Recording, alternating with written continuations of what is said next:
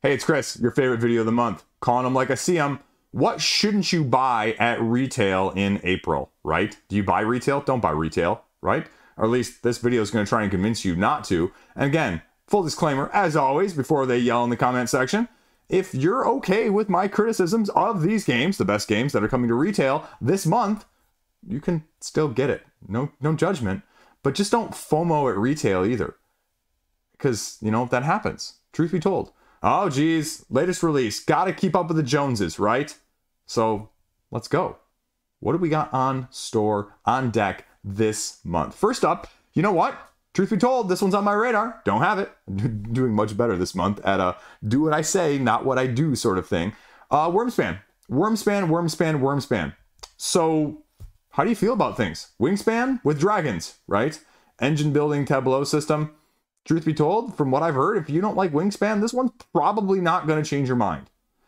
If you're not sold on birds as the thematic incorporation you want to see on the table, this one, again, might change your mind. But I'd argue, again, aesthetics are not what you should be focusing on.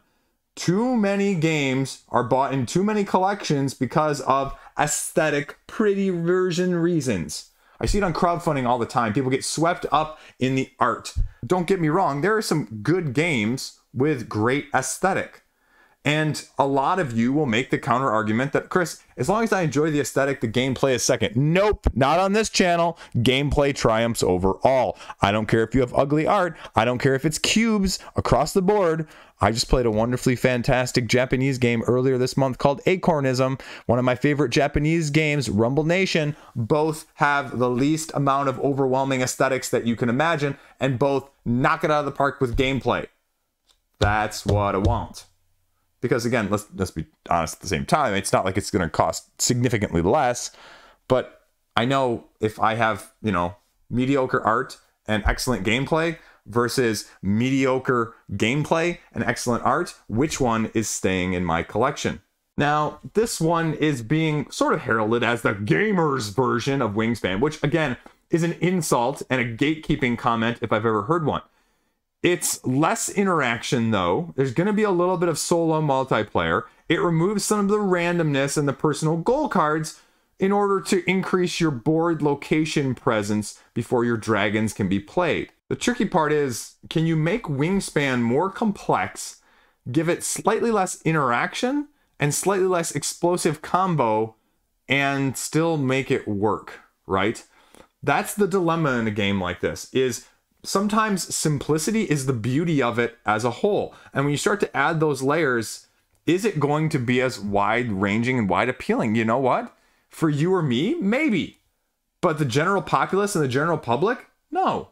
No, that's where it's going to fall flat. That's why Wingspan has done so well, is because it skirts the line of being more complex than a lot of the general public outside of our hobby plays, but it doesn't overdo it either. And it still does it just enough for you and me.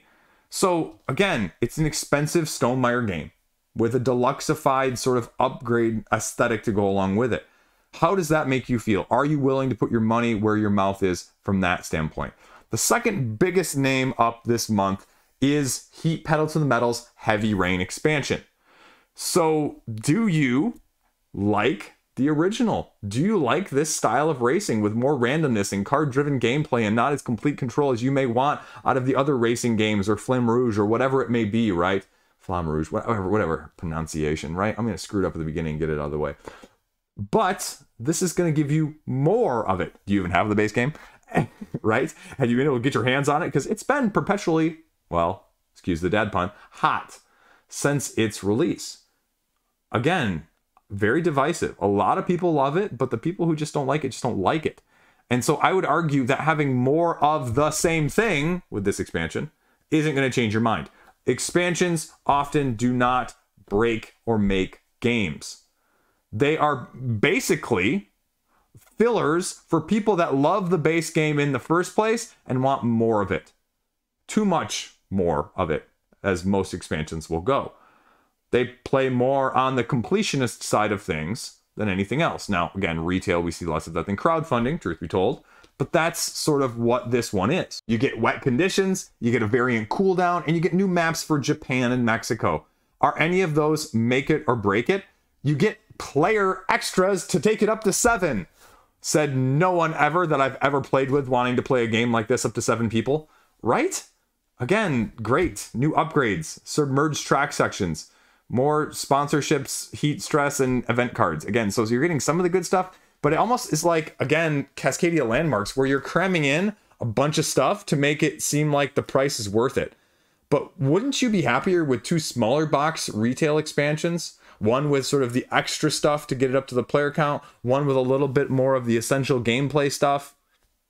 Throw in some of the extra mappage or elsewhere, you know, submerged track in one side or the other. I don't know. I'd probably be happier with that. That's how I felt like Cascadia Landmarks should have been. So that's going on as well right now. How do you feel about that? That's a little bit divisive. I know people aren't going to like me raining on the parade of, sorry, bad dad pun there, their expansion glory content, but there you go. The next one, recently on the hotness, Harmonies. Landscape, habitats, Arc Nova-esque vibe, color tokens to, well, suit your animals. Earn points, incorporate habitats into landscapes, right? It's on the hotness. There's tons of clicks right now. It's got an 8.4 rating, Chris. It's got 150 reviews, folks. It's got 150 reviews. There is 1 review out for it at the time of me filming this, video-wise. Is that enough to make you comfortable to buy and click on the latest hotness and get it before the getting is good? You know what? It's still going to be available. If it's that good, filler-wise, short time-wise, as a 30 to 45-minute game, guess what? You can get it later this year after it's been tried, true, tested, and, well, weighed in on by people bigger and more important than me, right? You know, that's sort of why I'm having mixed feelings about this one right now. Needs an expansion. As I just said, no game should really need this to, you know, keep it in or out of your collection, right? So again, do what I say, not what I do. But that's the tricky part with this. How dynamically different is it going to be? 30 to 45 minutes, light style, pretty tableau builder. Have you heard any of those combination of words before? Tried and sort of, well, completely untested. It's, you know, small sample size. Small sample size, small sample size, small sample size. You know what, let's stay with the expansion side of things really quickly since we're on it. Distilled. The distilled expansions of Africa and Middle East are going to be coming out or are available at the time of me filming this for the base game Distilled. And again, one of the better games of 2023. I saw a lot of people really highly rating it from Paverson. Their next one, hint, hint, wink, wink, Luthier, is going to be coming to crowdfunding, I think, later in July this year. But as a, you know, hand management, income, set collect style strategic Euro game with crafting spirits, how many expansion modules do you need with this one? You're getting more recipes, ingredients, personalities, and spirits to crafts, and it's completely compatible with the base game. So how hefty is it? It's probably not going to be the game changer, but it's going to be that slight whipped cream and cherry on the top that you're going to be playing, or I should say paying for, but not necessarily playing for. Because again, expansion stuff like this is for people that have played the base game a dozen times plus and are starting to get a little rote or repetitive with it. So are you one of those people? The other game that we have to talk about is probably one of my most anticipated games that was probably one of my most underrated games of all time is Renature, right? Domino style, heavy, take that, hate placing, building a forest? Yeah, the expansion has been out now for actually a little bit of while, but I thought I'd loop it in here because you're getting more animals, more mushrooms, and more clouds on a double-sided game board. So again, more variability for a higher weight Kiesling and Kramer game that has gone completely almost under the radar, except for I think Shut Up and Sit Down touched on it, but they sort of touched on it a while back, so I don't think it got the full glamour shot from them more recently that the stuff has. But I'd argue that this is probably one of the games on my shelf that is most underappreciated as a whole. But again, you have to like the heavy take that nature of this domino laying forest building situation in the first place. And if you didn't, just like with Distilled, just like with Heat, none of these are going to change your opinions. So don't buy them hoping that it's going to change your opinion. It might slightly tweak it or modify it, but otherwise it's a pass unless you're in love with it. And again, one more just for the road here, Nucleum, which freaking insane. This just tells you the bias of Board Game Geek, right? came out like wide retail at the end of 2023. Somehow it has skyrocketed up to 314th overall in like less than 6 months, which is freaking crazy. It just tells you or shows you how skewed Board Game Geek is to the heavy side of things in general. Take that for what you will. But what we're talking about it here from Board and Dice is the fact that somehow, again, within that time span, and let me clarify that release date, you know, North America-esque. So I apologize for all you overseas who had it much before that. But I'd still argue that Board Game Geek is probably more in use by proportionally North America. So that's why I refer to that, and that's where I'm located. So that's my bias. But I love you guys over in Europe too. So don't feel slighted there. It's just my own personal internal dialogue going. Anyway, Nucleum Australia. Somehow, again, the latest invention for the alternative industrial revolution game that's got a 4 weight rating on Board Game Geek. New map, new concepts, new rules, new shipping lanes, new coal mines, and new variants for bidding. So twists on that. This is not going to convert me to a Nucleum lover. It's not going to make it any lighter. It's not going to make it any more accessible. In fact, it's probably going to make it less accessible.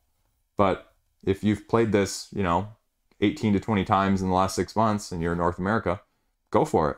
If not, well, haha, you know what to do. Pass, right? Then we're going to go to crowdfunding hitting retail. This is Redwood. I remember, again, aesthetics, right? Just talking about aesthetics a ton.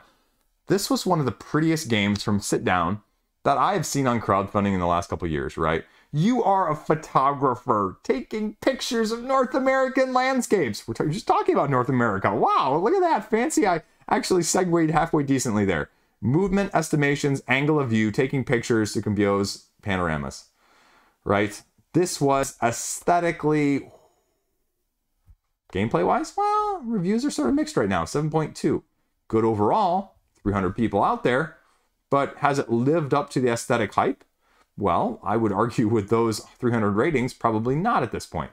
There's some fair commenting about the variability long-term and the setup being a little bit over for what the gameplay length and dynamic of weight actually is. Unique in terms of estimating angles and distances and thematic incorporation, but the premise of it is very charming, and the overall aesthetic is the commonality I see being mentioned in a lot of the review comments as a whole. The comparison actually aptly in a couple reviews and a couple comments compares it more to Star Wars X-Wing?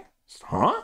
Because instead of just blowing each other up, you do your path and your lens cone to where the creatures are going to be. Does that sound like it's going to be easy to do, especially if you're an analysis paralysis type person? I would argue that it's probably more prone to that, and it's probably going to give you a little bit of a head scratcher if that's not what you're expecting in this style of game. Quote, it sounds like trial and error, but in a fun way. Does trial and error to see what works and what you get first couple times you play it sound like fun to you? Again, posing the question out there for you to think about from that standpoint. Big box, deluxeified, very pretty aesthetic. But will it hold up for you personally? Speaking of lighter fillers with very pretty outdoor aesthetic, let's just segue over to the other crowdfunding game that raised a freaking metric ton of money out of nowhere, and that was Botany. Because Botany, as a strategic flower hunter game, you're gonna have fame and fortune by trying to become the royal botanist. Simple gameplay, strategy of pick up and deliver with dice rolling. Again, card draws, locations you have to kind of randomly go to. Luck of the draw, essentially, in a lot of ways. So a little bit of an overstaying its welcome per some of the Board Game Geek comments at this point. Tableau pick up and deliver that, you know, the end game can kind of lag. Is that a bigger problem for your group or your player count? Because again, I would argue at the higher player counts, things tend to lag more in this style. So is that going to be a problem, or is that, again, aesthetic going to overpower the deficiencies or the slight perceptions of inadequacy from you? The core concept as a whole is you move to a location, gather flowers, move back. Have random events that allow you to mitigate and go along the way. Have a few expansions that add a couple layers. The randomness of being dealt those could be a big issue if you're just not, you know, dealt the right ones. Sort of like a Ticket to Ride situation, right? I've lost plenty of time, kids' Ticket to Ride, because my son gets the ones that are right next to him, and I get the ones that are always 6 units in length, and he gets the 3ers, right? So how much can you stand that aspect of things? Gameplay-wise versus aesthetic. That apparently is the theme of the week of the month, even though I didn't realize it beforehand. But let's talk about that. Let's stay with that, because the other big one, retail now, but crowdfunding at the end of the month again, Fractured Sky from IV Studios. It is a bidding, area control style, super deluxeified game. And is it right for you? Taking a combination, a sum total of so much bid that you put down in areas to gather resources, to build them up, then to try and control them as you go along. Where do your dollars want to get divided? Is it a playmat? Is it deluxeified everything? Is it fewer games? Is it more games in general? This is one of their better games, truth be told. I prefer this game. It's probably third, right behind Mythic Mischief still being number 1, Veiled Fate moving up to number 2, and because of ease of accessibility, this one slightly over Moonrakers for me.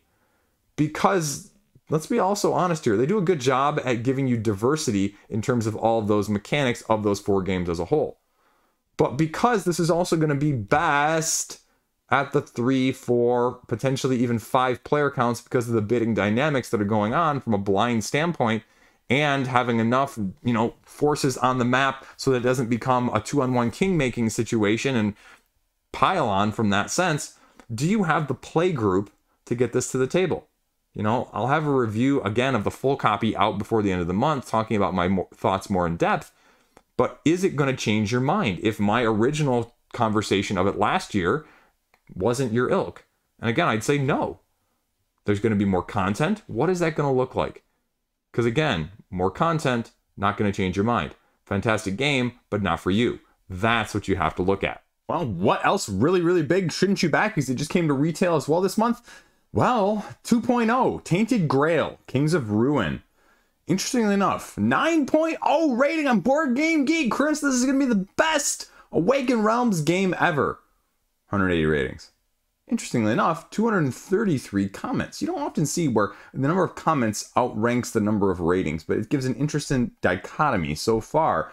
All the descriptions say that the mechanics are better. It is evolved. They've taken all the shortcomings of the original and given the exploration-based mechanical system of Skyrim in a box and just made 70 plus hours of game better. You're never going to play 70 hours of game. You don't have the recommended player count because you're looking for a multiplayer game campaign, right? Not a best at 1 to 2 style of things. Or are you just looking for something that's going to be a little bit just more straightforward? Because the barrier to entry on this game is not insignificant for this style. There's a lot that Awakened Realms puts into this. The other thing that always gives me a little bit of trepidation is when I see an overwhelming number of comments commenting on the aesthetic of the gameplay elements, as well as, obviously, the actual gameplay mechanics. When aesthetic feelings become a significant portion of your review, and again, I say that very loosely, to any significant extent, whether you want to say that's 10% or 80%, it just makes me kind of push the pause button and go, if this thing looked as ugly as a splatter, would you still love it just as much, right? Because say what you want about the splatter folks, right? They love it tried and true because of the mechanical approach that those folks take with those games, not because they look pretty on the table. And so when they love it and they keep it, it's purely because of that, right? So that always just makes me wonder in that sense. Again, not because you can't have something that looks good on the table as well, but how much of your 9 rating is from that? Would it be a 7.5 if it only had mediocre miniatures and mediocre aesthetic? And I say that as someone who loves Awakened Realms aesthetic. The other thing that I worry about nowadays is the balance between narrative and gameplay. We're seeing games like this go much heavier on a narrative element as a whole. And again, I find myself gravitating away from reading blocks of text and wanting to get to the nitty-gritty gangbang knock them out style of things. The other last comment I'll say on here is a vast majority of the Board Game Geek comments are from people who are comparing it to 1.0, right? The people who enjoyed 1.0 primarily. A lot of the comments are saying it's better than what I enjoyed with the original, which makes you go, if you weren't a fan of the original, is this actually going to change your mind, right? That's what is going to be most appealing. If you weren't able to get the original played because it was too complex, there was too much overhead, there was too much minutia, there was too much keeping track, there was too much narrative, are any of those going to get you away from, and you might make the argument, again, and I won't disagree with you, that, well, this just isn't your game in general, Chris, and that's okay. And you know what? I'll say okay too. But if you're going to tell me this is better, you know, as someone who may not have been interested in the first one, you really try and get more people interested in your game. Not making it solely just better for the only ones that were interested in it in the first place, if that makes sense what I'm saying there, right? Like, you're trying to expand your base, not just appeal to the super hardcore base of really the niche of the niche, right? So, are you going to miss out on the exclusives? Thankfully, a lot of them are, you know, miniatures. And I give kudos to Awakened Realms every time that they don't bundle all of those miniatures extra in there just for the sake of doing it. So, yeah, retail might be a better option as a whole, as long as you don't care about piecemealing it. But maybe it's also better in a slight way, as even though the opposite point of this video is that you don't get suckered into getting it all at once if you end up buying it and not liking it and trying to get rid of it. Because you know, if you've bought any of these big boxes, sometimes it's easier to get rid of small amounts rather than all-ins, depending on the game. Then, getting near the end here, we have Anunnaki, Dawn of the Gods. Remember this one from Cranio Creations when it came up? It was like the 4X Euro version of Cthulhu Wars, with just some of the massive deluxifications that they went for. And it actually, I believe they canceled the first time around because everyone went in for the other Cranio Creations add-ons because they allowed people, I believe, to pledge for some of their other games without actually getting the base pledge as a whole. So I think you had things like, if I'm remembering correctly, Newton and Barrage and a couple of the other ones, Lorenzo, Austria, whoever it may be, right, of those. And they just were offering a lot of the exclusives previously. And so people got it. And so they had to change the format and the structuring around. But now it's, you know, 4X, civ building, human tribes, gods, and space travel, right? Who doesn't love the combination of that? 4X, worker placement, somehow 1 to 2 hours, and still a 3.5 rating of weight on Board Game Geek. I can't imagine that that would necessarily be anywhere close to under an hour and a half with that level of weightiness as a whole. Combat is not a big portion of this game. You're not forced to do it, essentially. So as a 4X that is maybe having a little bit of the lesser of the last X, the one that often gets overlooked in these things, well, how do you feel about that? Also, a little bit of mathing out for the combat. It's not going to be as dynamic or random if you want more of that. It's a little bit more Voidfall-esque. The action mechanism selection apparently is pretty unique and kind of tension between what you want, obviously, versus what you need to do and what you sort of have to do. But I'd make the argument again with something like this, you know, higher player count's going to probably be better. 4X dynamics on a map. At least three, if not 4 players. And if this really plays anything true to time, you're going to be talking, and again, actually Board Game Geek says 1 hour to 2 hours.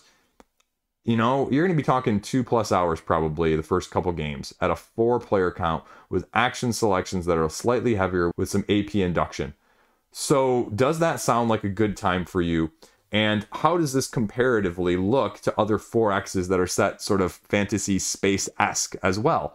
Because that's becoming more of a saturated market. I mean, just think of your Eclipses or even the more recent Fractals, anything along those lines. Where does this one fall? I'm not going to mention Stellaris, you know, that one's a whole different one. Anyway, but that's what we're looking at here. And for the price point that it was, and the deluxified table presence that it is, again, aesthetics. Didn't plan on this at all, folks. How do you feel about things? Again, as I mentioned last month, is paying a higher price point for ease of table play, getting it to the table, setting it up on the table, just games that are more appealing. Are you willing to pay a premium significantly for that? Where's your line? What is your genre? What is your mechanistic approach in that sense?